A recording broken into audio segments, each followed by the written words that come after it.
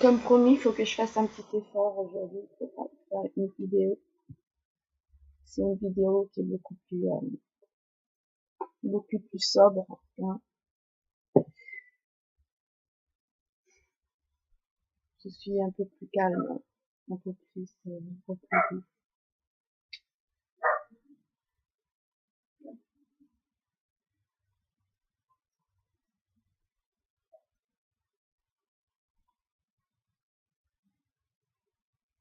Je suis contente parce que j'ai terminé la révision d'un livre qui fera partie de ma société. Et je vais travailler, du moins essayer de travailler sur la révision d'un autre, mais de manière très subtile, parce que ce qui est fiction est fiction, et ce qui est réalité est plus difficile à élaborer. C'est plus difficile, oui. Quand c'est de la fiction, c'est plus facile, hein. Alors j'espère que les scénarios que je vais romanciser, que j'ai fait, parce que je vais en faire des romans de cette manière, le jour où ils seront produits par quelqu'un, il y aura aussi les romans. Ça sera la prochaine étape au niveau des scénarios. Il y en a 3.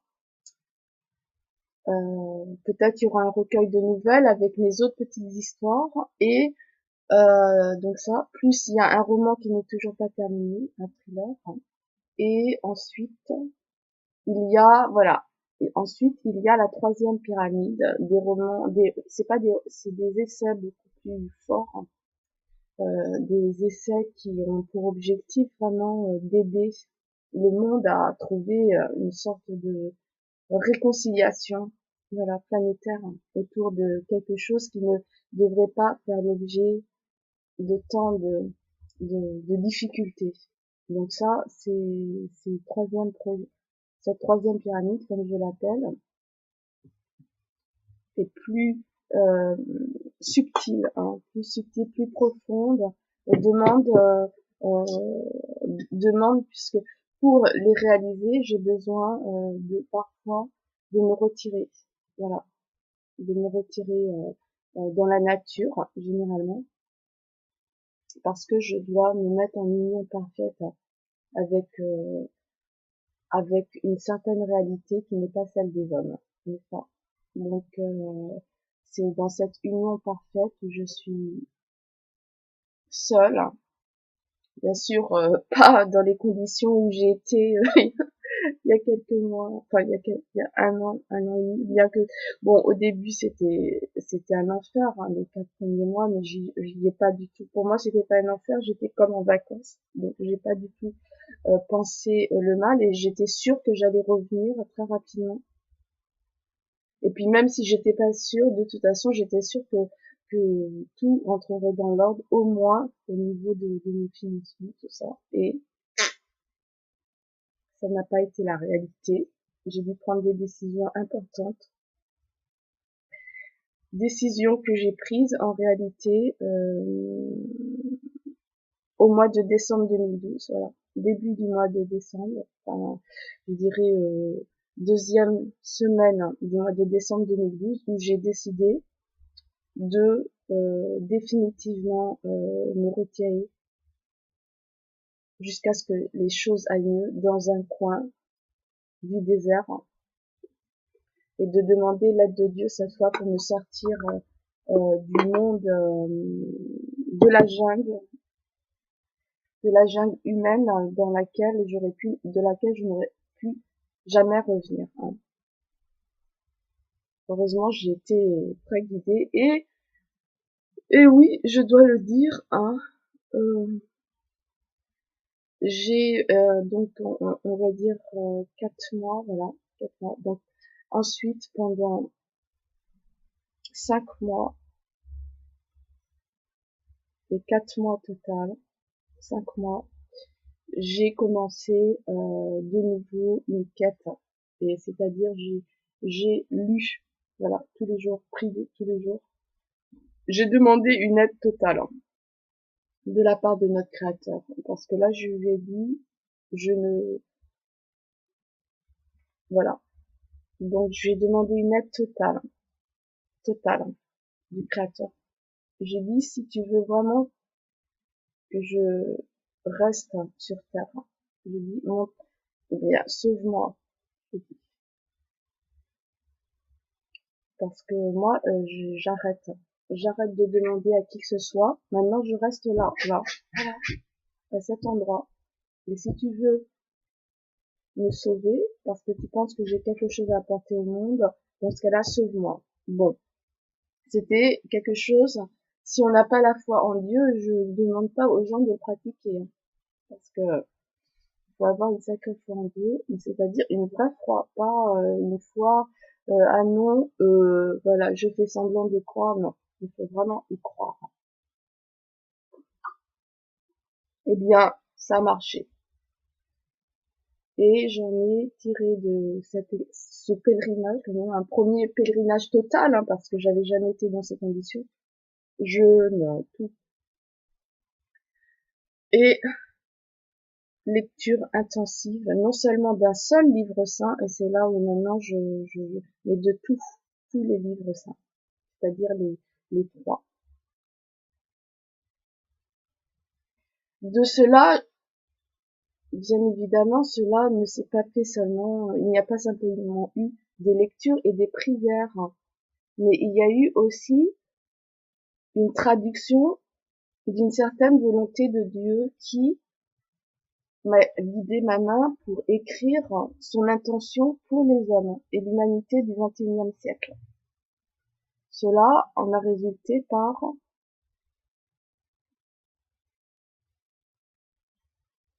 une profonde réflexion, mais aussi la construction de quelque chose qui va et qui est destiné aux hommes.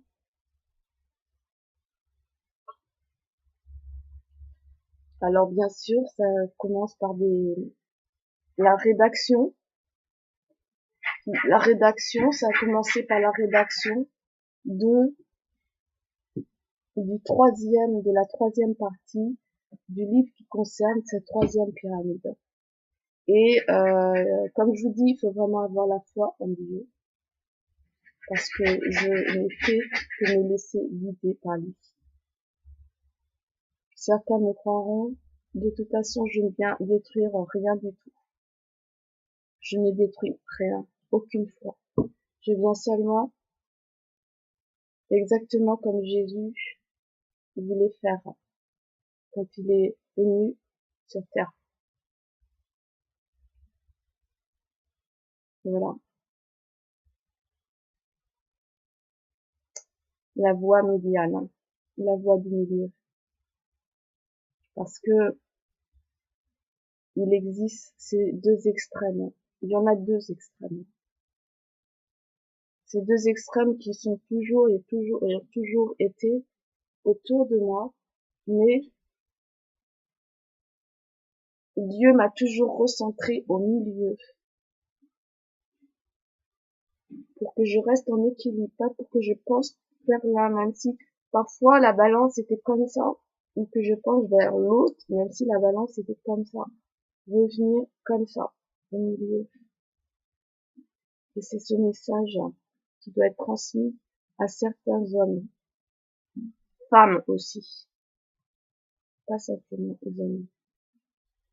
Et c'est pas évident, parce que dans notre société moderne, c'est plus difficile, mais et j'en suis certaine, ce n'est pas impossible.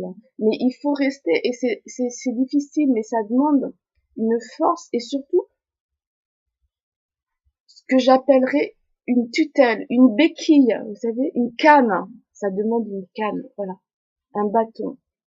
Comme Moïse avait un bâton, ça demande un bâton pour empêcher de pencher d'un côté ou de l'autre. Voilà, ça demande un bâton. Et ce bâton, c'est quoi? Eh bien, c'est ça qui est extraordinaire, hein. Ce bâton, hein, ce bâton que Dieu là donne, regarde, comme ça. Le bâton, vous le voyez pas là, mais il existe. Eh bien, ce bâton, c'est la voie du milieu. Voilà. la voix du milieu. Et cette voix du milieu, c'est quoi? C'est la voix qui s'est fait entendre d'abord par la bouche de Jésus, tout simplement. Voilà.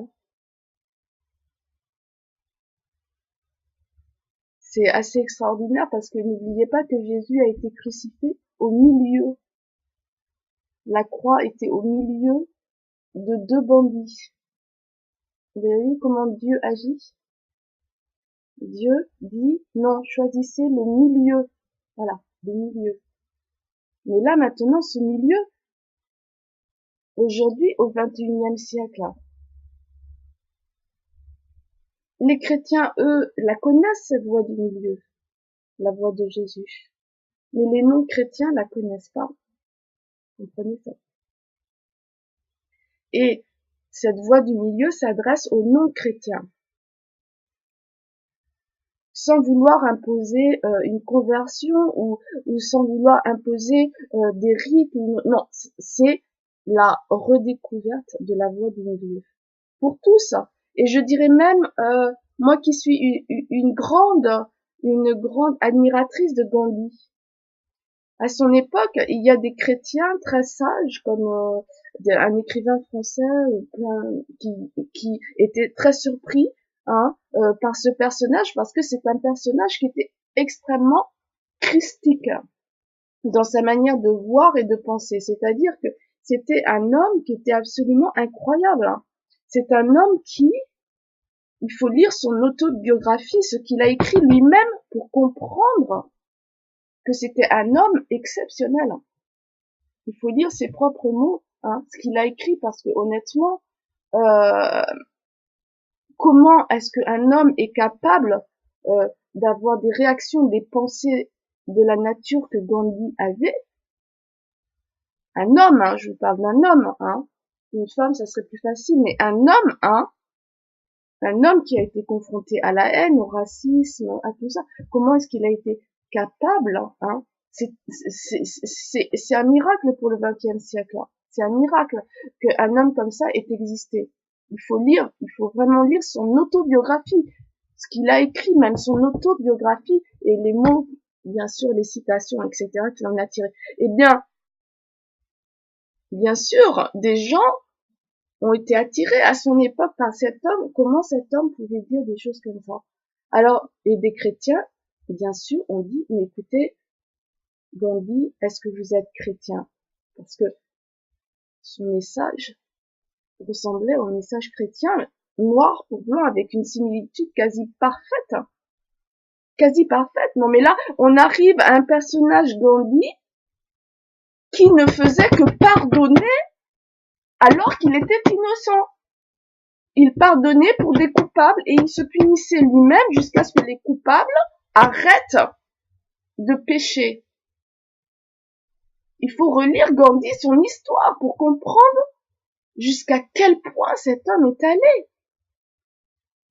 Il faut comprendre un peu, c'est incroyable, c'est incroyable, mais pourtant c'est ce que Jésus a dit. Jésus a dit ça.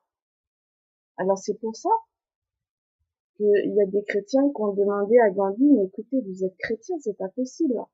Et il a dit,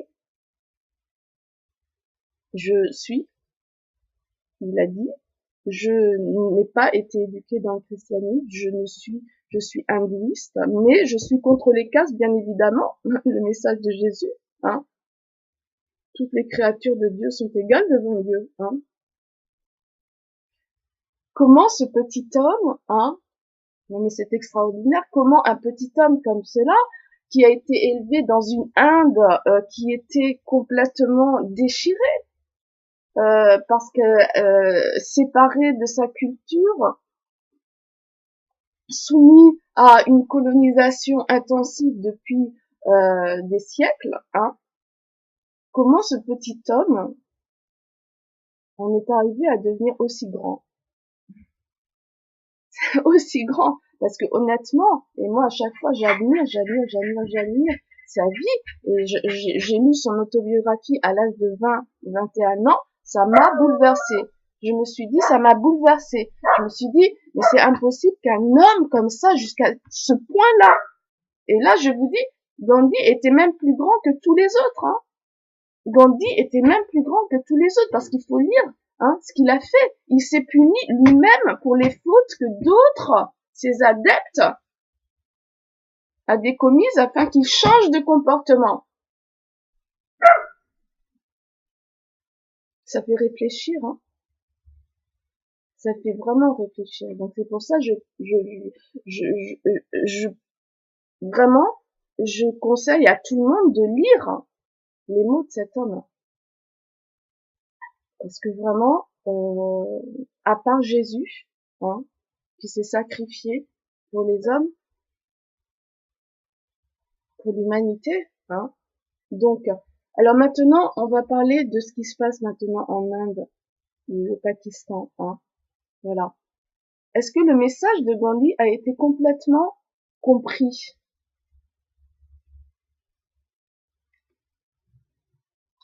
C'est là la question. Alors vous voyez ce qui se passe en Inde, au Pakistan, ces femmes qui sont soumises à des traitements horribles, Eh bien, le message de Gandhi n'a pas encore été totalement. Si le Gandhi a réussi à libérer l'Inde, son message n'a pas forcément réussi à éduquer, je dis pas tous, parce qu'il y a des Indiens qui, il faut dire, ceux qui succèdent à Gandhi, ce sont des gens qui lisent, mais dans le bas, est-ce que son message a vraiment été compris, voilà. Donc le travail n'est pas terminé là-bas, Le travail n'est pas terminé. Donc le message de Jésus là, maintenant c'est le message de Jésus de réellement, et là je parle pas forcément de religion, mais je parle du message de Jésus qui doit être répandu auprès de tous les non-chrétiens. Pourquoi je dis ça? Pourquoi je dis ça? Parce que le monde du XXIe siècle ne sera pas le monde du XXe siècle. Et pour qu'il ne soit pas le monde du XXe siècle, il n'y a qu'une seule solution, c'est le message du milieu. C'est la voie du milieu. La voie du milieu. Autrement, arriver à de tels intérêts contradictoires sur une planète en ébullition, en pleine expansion, en pleine progression, s'il n'y a pas cette voie du milieu qui temporise les extrêmes, qui permet à la balance de rester comme ça, pas de tomber comme ça ou comme ça. Parce que si ça tombe comme ça, qui c'est qui va relever en haut, Seulement celui qui est au ciel, qui va essayer de tirer, de ramener les hommes qui sont tombés dans le bas, de les retirer et de les ramener au point d'équilibre. La voie du milieu. Et qui c'est cette voie du milieu? C'est là où c'est extraordinaire comment Dieu se manifeste à travers tous ces hommes qui ont changé l'humanité, qui l'ont conduite sur cette voie qui est incroyable. Et là, je dis maintenant aux gens,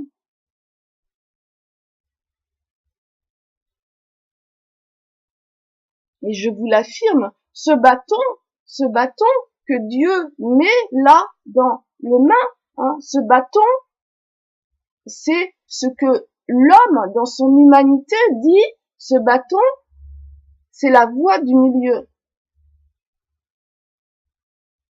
Quand l'homme fait ça, il dit, je suis un être humain, je ne suis pas un monstre. Il dit ça, voilà. Il leur dit, je suis un être humain, je ne suis pas un monstre. Il prend le bâton de Moïse, je ne suis pas un esclave, je suis un être libre, le bâton de Moïse, comme je prends le bâton, voilà. Et je ne tomberai ni dans un extrême ni dans l'autre, parce que je reste au milieu. Milieu. C'est ça qui sauve l'humanité. C'est ça qui sauve l'homme. Lorsqu'il est confronté à une situation donnée qu'il n'arrive pas à gérer ou à comprendre, il doit prendre son bâton comme Moïse, hein, comme moi j'ai fait dans le désert quand je voyais que j'étais en train de tomber dans un extrême. Et je n'ai pas voulu, j'ai dit, je vais dans le désert, je m'allonge, et là je demande à Dieu, si tu veux que je me relève, fais-moi un signe. J'attends, parce que je ne veux pas tomber dans l'extrême. Alors donne-moi ce bâton. Donne-moi ce bâton pour que je remonte la pente. Parce que là, j'étais en train de tomber, vraiment. Alors, eh bien, Dieu m'a donné ce bâton, littéralement, non seulement de manière invisible, mais concrète aussi. Effectivement, il m'a montré un emplacement, et là, il y avait un bâton. Comme le bâton de Moïse. N'est-ce pas un miracle, cela? C'est un miracle personnel qui me concerne. Mais c'était un signe pour Dieu. Dieu m'a dit, regarde, va sur cette place et regarde le bâton. Voilà, je te le donne, vas-y. Relève-toi. Prends ton temps, mais relève-toi. C'était un signe de Dieu. Alors bien sûr, pour lire les signes de Dieu, hein, parce que Dieu est comme ça. Hein. Il faut avoir été éduqué aussi au livre saint, aux Écritures saintes. Il faut avoir été éduqué en commençant par la Bible. Parce que tout commence par la Bible. Tout commence par la Bible. Tout commence par la Bible. Donc, Dieu me dit, voilà, ton job maintenant, tu veux vraiment faire quelque chose. Alors, tu lis la Bible, tu relis les évangiles et tu lis le Coran. Voilà. Je vais te faire comprendre pourquoi Dieu me dit ça. Je vais t'expliquer pourquoi je veux cela pour l'homme. Pourquoi je veux créer ce pont. Voilà. Il m'a dit, c'est ce que je veux faire. Il faut rendre à César ce qui appartient à César et à Dieu ce qui appartient à Dieu. Et là, Dieu m'a dit, tu ne peux pas, à cause de moi, voilà, tu ne peux pas, à cause de moi, tomber dans les extrêmes. Et Dieu m'a donné ce bâton. Il m'a dit, tu ne peux pas tomber dans les extrêmes à cause de moi, Dieu, parce que moi, je veux que tu restes humain. Je veux que tu restes dans le milieu, pas dans les extrêmes. Je veux que tu empruntes la voie du milieu. Et cette voie du milieu, c'est la croix de Jésus qui a été crucifié entre les deux extrêmes. Jésus qui, par parabole, par symbole, que sa vie, ses mots, c'est Dieu qui s'exprimait par sa bouche. Hein. Comme Dieu a parlé à Moïse et Moïse a dû dire aux Hébreux, leur retransmettre les mots de Dieu. Mais en ce qui concerne Jésus, la particularité de Jésus, c'est qu'il parlait directement les mots de Dieu aux hommes. Dieu s'exprimait parce que Jésus a effacé toutes les frontières entre Dieu et lui et sa propre personne. C'est de cette manière qu'il a réussi à faire autant de miracles et à frapper les consciences pour que, effectivement, sauver les hommes de beaucoup de choses. De l'esclavage d'abord dû à l'extrême, dû aux extrêmes. Parce que, bien évidemment, regardez. Voilà. Et là, il y a ça. Là, il y a les extrêmes, là aussi. Il y a deux extrêmes. Il y en a deux. Voilà. Et dans les deux cas, c'est un esclavage. Oui, dans les deux cas, c'est un esclavage. Dans les deux cas, c'est un esclavage en raison des mensonges. Voilà. Dans les deux extrêmes vivent à cause de mensonges. Voilà. Il faut que vous compreniez les deux extrêmes, c'est quoi, hein. Mais les deux extrêmes, s'ils existent, voilà. Les deux extrêmes, s'ils existent, c'est parce que ils vivent de mensonges. Mensonges à propos de ce que c'est la liberté. La liberté se trouve au milieu. Comme ça. Elle ne se trouve pas aux extrêmes. C'est très difficile de rester au milieu. Très difficile. Mais vous voyez, si vous demandez à Dieu, aide-moi à rester au milieu. Voilà. Aide-moi. S'il te plaît, Dieu. Aide-moi à rester au milieu, même quand j'ai envie d'aller dans les extrêmes. Et je sais, c'est difficile, mais je sais que tu vas réussir. Eh bien, Dieu, hop, vous fait tomber son bâton, comme ça, et il dit, c'est bon, aïe, t'as demandé mon aide, c'est bon, c'est tout ce que je voulais. Je voulais savoir si t'allais demander mon aide pour que tu restes dans le milieu, pour que tu ne tombes pas dans les extrêmes, pour que tu ne tombes pas dans l'esclavage. Et là, il donne son bâton. Voilà.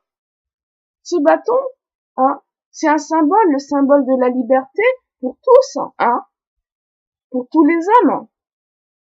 Tous les hommes qui refusent de devenir des esclaves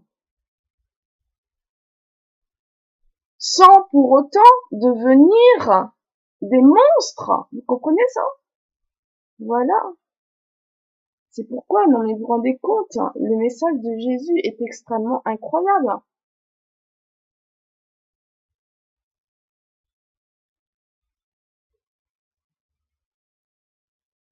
Voilà.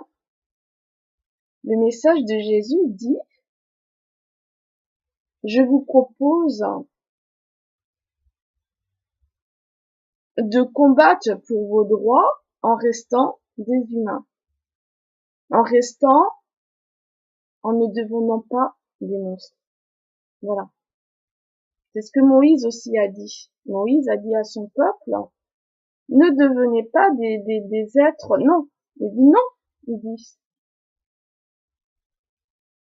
Dieu vous a promis la libération, de vous libérer.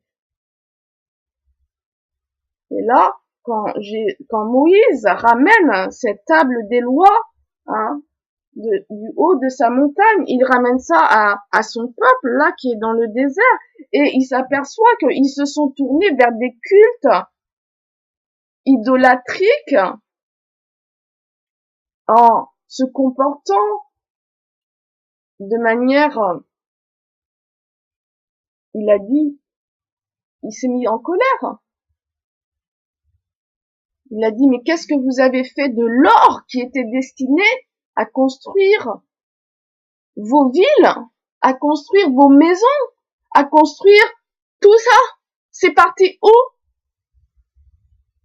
Vous en avez fait quoi?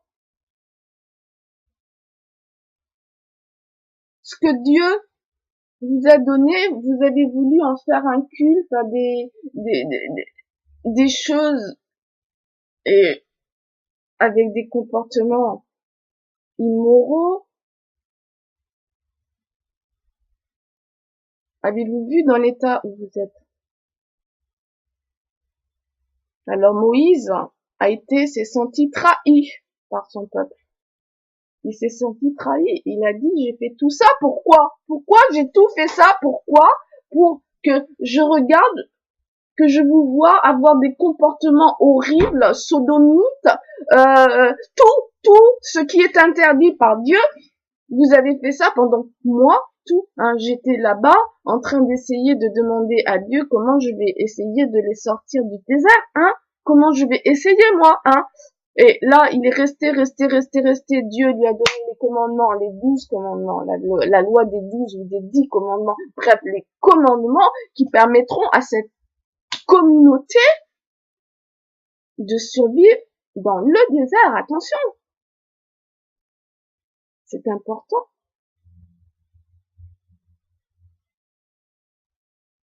C'est la même chose Gandhi, hein. Gandhi, hein, a dû se mettre près de Dieu pour lui demander de la force, hein, pour sauver son peuple, hein, pour permettre à l'Inde, et à la fin de sa vie, lorsqu'il a vu que l'Inde était en train d'entrer en guerre les uns contre les autres, en l'occurrence, c'était les hindous contre les musulmans, Gandhi s'est dit, mais purée, tout ça pour rien, j'ai obtenu l'indépendance de l'Inde, pourquoi? Pour en arriver à un conflit entre les Indiens, entre les hindous, entre le peuple de l'Inde. J'ai fait tout ça pour rien. Comme Moïse a dit, mais j'ai fait tout ça, je vous ai libéré des Égyptiens pour ça, pourquoi? Pour que vous ayez des comportements qui sont contraires à ce que Dieu vous a dit. Hein.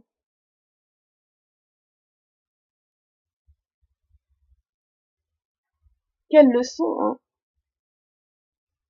Quelle leçon. Et pourtant, regardez, hein, est-ce que Moïse a abandonné? Est-ce que il est parti, il a brisé la table, il a dit, ok, hop, il a dit, Jean, et il est parti. Mais est-ce qu'il est revenu, hein? Et Gandhi, hein, qu'est-ce qu'il a fait, hein? Eh bien, Moïse est revenu. Voilà. Et il a dit, cette fois, vous allez m'écouter. Et Gandhi, qu'est-ce qu'il a fait? Eh bien, Gandhi, il a dit, ok, c'est ça que vous voulez, dans ce cas-là, je préfère mourir. Voilà. Il a dit, maintenant, je ne mange plus du tout. Vous êtes allé trop loin, c'est terminé. Tant que vous n'arriverez pas à vous réconcilier, moi, c'est terminé, je ne mange plus du tout. Voilà, c'est ce que Gandhi a fait.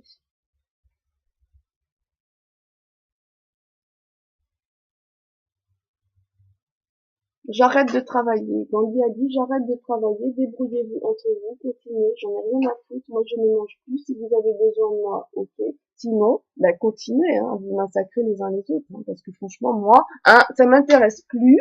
Honnêtement, j'ai tellement galéré pour avoir ça, hein. J'ai tellement donné pour m'apercevoir que vous êtes en train de vous autodétruire d'une manière absolument, alors en ce qui concernait les Hébreux dans le désert, c'était absolument horrible. C'était, ils étaient, non mais,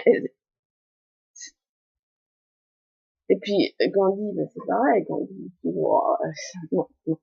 Je dis stop, voilà, c'est comme ça, bon maintenant vous vous débrouillez, voilà. Moïse, il a fait pareil, il a dit, vous voulez rester comme ça, restez comme ça, moi je m'en vais, je retourne dans ma montagne, ok, et là, voilà, hein, voilà,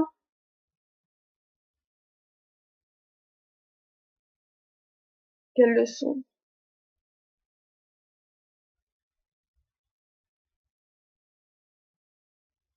quelle leçon d'humanité, hein. Et pourtant, Moïse est revenu. Eh ben oui, hein, parce que Dieu lui a dit, tu ne peux pas les abandonner, tu ne peux pas. Tu dois retourner les voir et leur expliquer. Leur expliquer où ils ont commis des fautes et où est-ce qu'il faut qu'ils réforment leur comportement. Voilà. Donc on est maintenant. Gandhi, c'est pareil. Gandhi, il a dit, ok, je me laisse mourir. Voilà. Gandhi, il a dit ça. Gandhi, il est très fort. Gandhi, il dit, j'arrête de manger, de toute façon, vous avez plus besoin de moi, hein. Regardez, vous vous faites la guerre les uns les autres, bah, continuez, hein. Hein. Moi, j'arrête de manger. Si vous avez besoin de moi, je vous le dis, c'est terminé. Je me suis trop fatiguée pour ça, hein. J'ai trop donné, j'ai trop sacrifié, tout ça pour avoir vous en train de vous truquer, hein. Voilà, il a dit, je vous laisse, allez, je ne mange plus, allez, continuez vos saletés, là. Mais par contre, attendez. Vous voyez, regardez Gandhi ce qu'il a fait. Il a dit,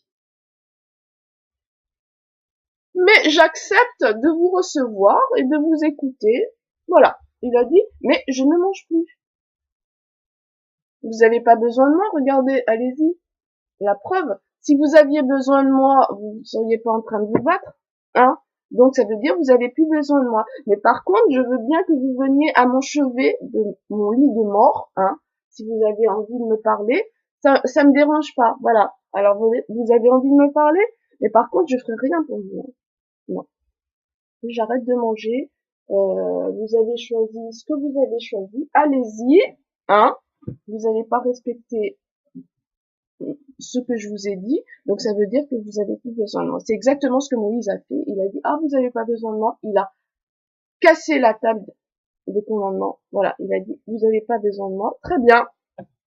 Je m'en vais, continuer comme vous faites là. De toute façon, ça va pas durer longtemps parce que ça va vraiment pas durer longtemps, hein. Là, c'est clair. Voilà, et voilà, il dit, j'en ai marre. Voilà, j'en ai marre. Voilà ce que Moïse a dit. Voilà ce que Gandhi a dit. Il a dit, non, j'en ai marre. J'ai dit, tous ces sacrifices, non mais vous imaginez ces sacrifices que ces hommes-là ont fait. Moïse, il a sacrifié une vie de confort.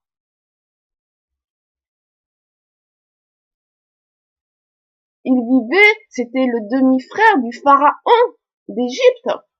Il vivait dans un palais de luxe et là, tout d'un coup, il s'aperçoit de tous ses efforts. Pourquoi? Pour que son peuple devienne des gens immoraux qui n'ont aucune limite dans leur comportement. Il s'est dit, j'ai commis une faute. J'aurais pas dû faire ça. Il dit, finalement, j'aurais peut-être dû rester avec mon demi-frère. Il dit ça. Il dit, j'aurais dû rester vivre avec mon demi-frère. Tout ça, ça servit à rien. Voilà. Et il a dit, voilà. Il a dit, allez, hop. Et il est parti, il a dit, je vous laisse entre vous, hein.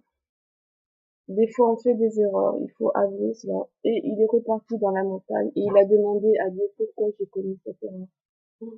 Pourquoi je les ai choisis eux, hein. Pourquoi je les ai choisis? Pourquoi tu m'as choisi pour les aider alors que regarde ce qu'ils font? Pourquoi? Voilà. Il est reparti dans sa montagne. Et il a déprimé. Vous savez, la dépression psychologique? Voilà. Il a déprimé jusqu'à ce que Dieu lui envoie un signe. Et c'est pas évident, hein, vous imaginez? Et finalement, il est revenu. Voilà.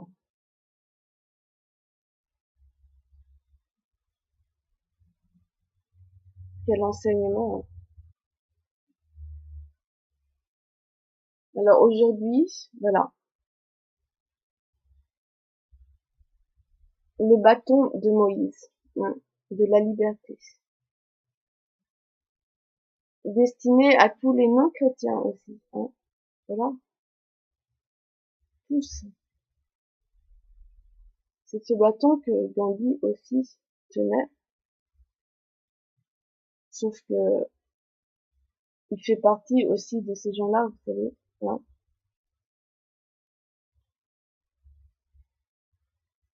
Oui, Jésus pourrait être un hindou, maintenant, un hindou qui ramène la voie du milieu, qui rappelle les commandements, déjà de la Bible, hein, parce qu'il faut commencer par la Bible. Ils étaient tous là, hein. Et qui dit, bon, bah, ok, le job n'est pas terminé, hein. Le job n'est pas terminé. Non. Voilà. Donc, on sait que le job a été terminé. C'est tout le temps au moment où on pense que le job est terminé qu'on s'aperçoit que c'est pas terminé. Et bien, même dans cette matière, c'était pas terminé. Gandhi n'avait pas fini son job non plus. Des gens l'ont empêché de finir son job. Hein. Qu'est-ce que ça signifie pour l'avenir, hein? Qu'est-ce que ça signifie pour les hommes, hein? c'est une grande interrogation, hein. Qu'est-ce que ça signifie? Moi, ce que j'ai trouvé comme signification pour l'instant, c'est que il faut ramener la voie du milieu. Voilà, pour empêcher qu'on tombe dans les extrêmes. Il faut ramener, voilà, comme une pyramide, vous voyez. Les extrêmes, ils sont au debout de la pyramide, mais la voie du milieu, elle est en haut, au sommet. Et c'est au sommet, c'est cette voie du milieu qui est au sommet qu'il faut ramener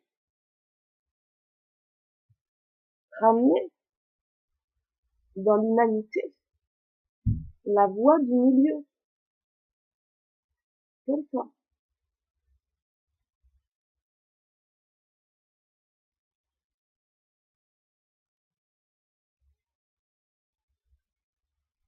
Alors je pense que quand on a connu les deux côtés de la pyramide, hein, c'est le meilleur moyen de savoir que la voie, c'est par la voie du milieu qu'on revient à la vie, hein.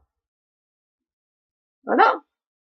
C'est après avoir vu les deux extrêmes de ces pyramides que tout d'un coup on dit non, on revient au milieu, non, on revient au milieu et on ramène tous les hommes vers le milieu, hein. On adresse un message à tous les hommes qui sont dans la pyramide et on les dit revenez vers le milieu, on va remonter en haut de la montagne, hein. Voilà, on remonte en haut de la montagne, on va prendre de nouveau le bâton parce que c'est en haut de la montagne que on vit de manière normale.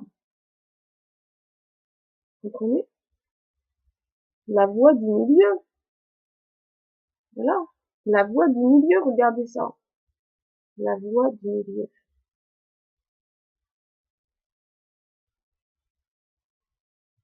Alors pourquoi je décide, voilà, pourquoi je décide que c'est en haut de cette pyramide, je décide que moi, je parle et personne d'autre que moi. Parce qu'il y a des gens dans les deux extrêmes de la pyramide qui ont voulu profiter de ça. Hein. Je leur en veux pas. C'est humain. Les hommes sont comme ça.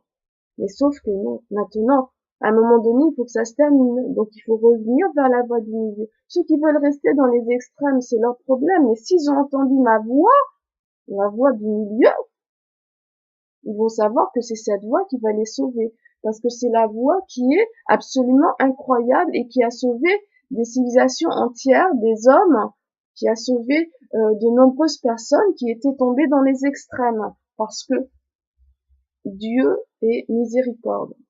Dieu est repentir, Dieu est pardon, et Dieu revient guérir les âmes, les êtres qui ont été blessés. À tel point que je vais vous dire, hein, imaginez à quel point Dieu est capable de faire ça, parce que là, c'est là où maintenant le message incroyable de Gandhi, hein, un message qui figure sur le site du pont de Dieu pour tous, hein, the bridge of the Lord for all. Ce message incroyable de Gandhi, hein, lorsqu'il accepte de recevoir sur son lit où il est en train de mourir de faim parce qu'il a décidé de faire un jeûne pour dire à son peuple, dit vous avez choisi la guerre de vous massacrer les uns les autres et moi j'ai choisi de mourir parce que ça veut dire que j'ai pas réussi à vous convaincre, donc je préfère mourir, voilà. C'est ce que Gandhi a dit, mais je veux bien vous recevoir encore, hein, je veux bien vous recevoir sur mon lit, là, hein. Vous parlez, oui, je veux bien faire ça, voilà, je veux bien, alors parlez-moi, allez-y, mais moi, puisque vous avez décidé de ne pas m'écouter, hein, vous avez décidé de ne pas m'écouter, donc dans ce cas-là, voilà, mais j'accepte que vous veniez me parler, voilà. Et là, une histoire incroyable qu'il faut absolument que l'homme se réfléchisse à la portée de ce qu'il va dire lorsqu'il va rencontrer un hindou, un père hindou qui vient près de lui et qui lui dit c'est horrible, je vis en enfer, C'est ce que ce père hindou dit. Je vis en enfer. Il demande à Gandhi, comment je peux en sortir de cet enfer? Et Gandhi lui demande, pourquoi tu vis en enfer? Et lui, il lui dit qu'il vit en enfer parce que pendant les massacres qu'il a vécus, qui n'étaient pas terminés encore, des massacres qui ont eu lieu entre les hindous et les musulmans, et bien pendant ce massacre, des musulmans avaient tué son enfant, son fils, et lui avait décidé de se venger, voilà, et de tuer un enfant d'un musulman.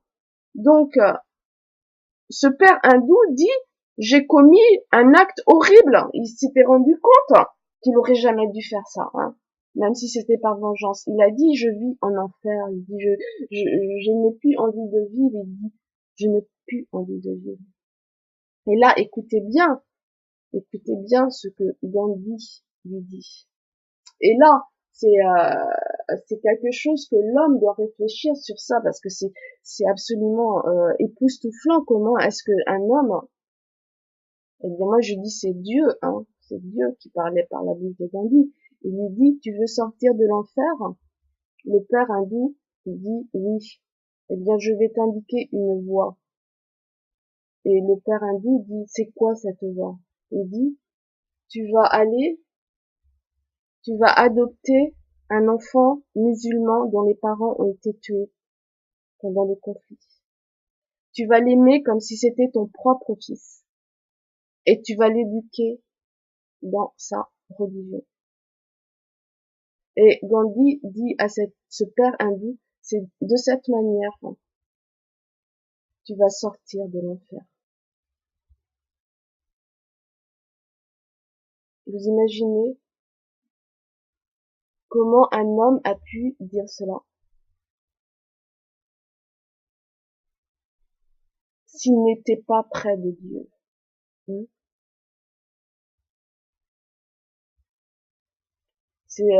On pourrait disserter des heures sur ce passage de la vie de Gandhi, sur juste cette conversation qu'il a eue avec ce père hindou, qui était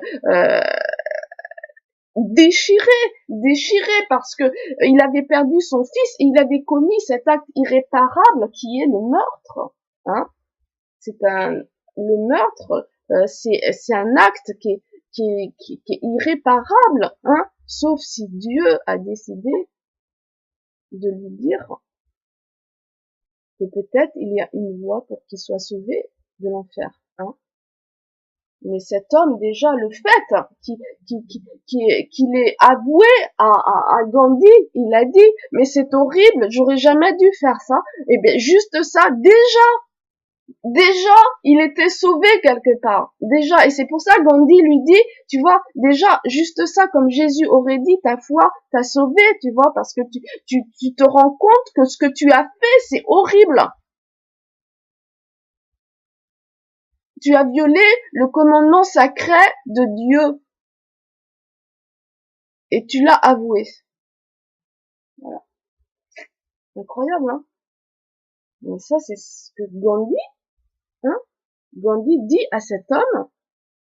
Il lui dit, ne t'inquiète pas, parce que il y aura une voie pour toi. Parce que là, écoutez, c'était à l'époque de la guerre, entre les hindous et les musulmans en Inde, Peut-être que ça aurait été pas peut-être que si ça avait pas été dans une période de conflit entre deux communautés, des conflits de violence, peut-être la réponse aurait été différente. Mais peut-être, voilà, la réponse aurait été différente. Mais là, c'était une époque de conflit, de guerre, vous voyez, en Inde, au cœur de l'Inde. Et Gandhi a été capable, malgré toute cette horreur qui se passait à sa porte, à sa porte, de dire ça à ce père hindou qui était absolument déchiré, qui était en larmes devant Gandhi. Il dit, mais pourquoi pas les enfants? Non, pourquoi? Surtout, c'était des enfants qui avaient été victimes. Alors vous imaginez l'état de ce père, même s'il avait perdu son propre fils, il savait très bien que il n'avait pas le droit de faire ça à un autre enfant qui était tout à fait innocent. Les enfants sont innocents du monde des adultes.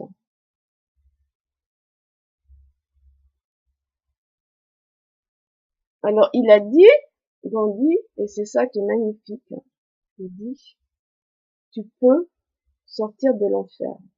Parce que d'une part, c'était en période de guerre. Voilà. Déjà. Il lui a pas dit ça, mais c'est une des raisons. C'était en période d'une guerre civile.